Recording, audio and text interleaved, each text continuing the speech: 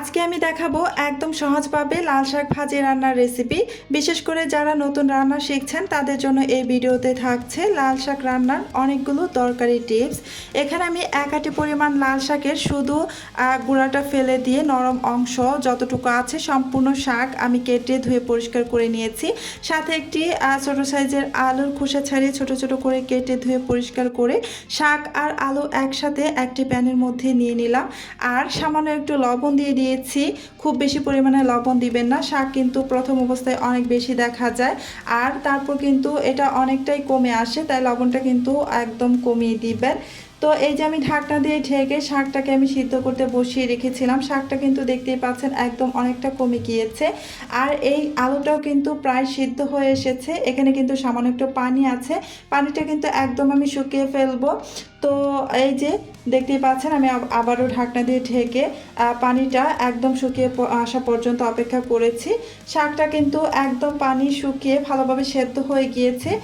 সিদ্ধ হওয়া শাকগুলো আমি নামিয়ে তারপরে এই প্যানটাকে ভালো করে ধুয়ে পরিষ্কার করে চুলায় আবারও বসিয়ে দিয়ে পর্যাপ্ত পরিমাণে তেল দিয়ে তেলের মধ্যে 3টি শুকনো মরিচ দিয়ে ভেজে নিলাম। মরিচগুলো কিন্তু খুব ভালোভাবে ভাজা হয়ে গিয়েছে, তাই মরিচগুলোকে আমি উঠিয়ে নিচ্ছি। আমি যেভাবে শাকটাকে ভাজি করছি এভাবে যদি ভাজি করেন তাহলে কিন্তু এই শাকের একদম পুষ্টিগুণ ঠিক থাকবে।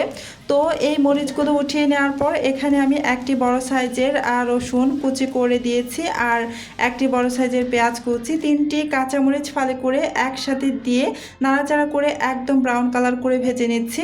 এই শাক ভাজির পেঁয়াজ রসুনটাকে কিন্তু একদম ব্রাউন কালার করে ভেজে নেবেন, এতে করে কিন্তু শাকের টেস্ট অনেক গুণ বেড়ে যায়। শাকের আসল টেস্ট পাওয়া যায় যদি এই পেঁয়াজ রসুন ব্রাউন কালার করে ভেজে নেন।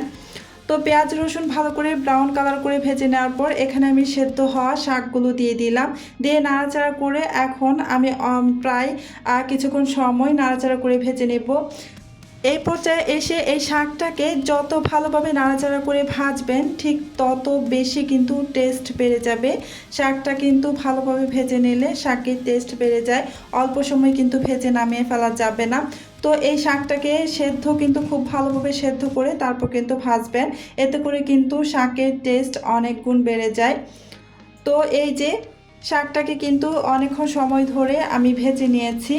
এবার আমি এই শাকটাকে নামিয়ে একটি বাটির মধ্যে সার্ভ করে নেব। তো এই যে আমি বাটির মধ্যে শাকটাকে সার্ভ করে নিয়েছি, দেখতেই পাচ্ছেন কত সুন্দর লাগছে। এই শাকটা কেমন একদম লাল টুকটুকে হয়েছে, দেখতেই পাচ্ছেন, দেখে খুবই লোভনীয় লাগছে। তো এই শাকের রেসিপিটা আপনাদের কাছে কেমন লেগেছে অবশ্যই কমেন্টের মাধ্যমে জানাতে পারেন। তো আজকের মতো এখানেই বিদায় নিচ্ছি। আল্লাহ হাফেজ।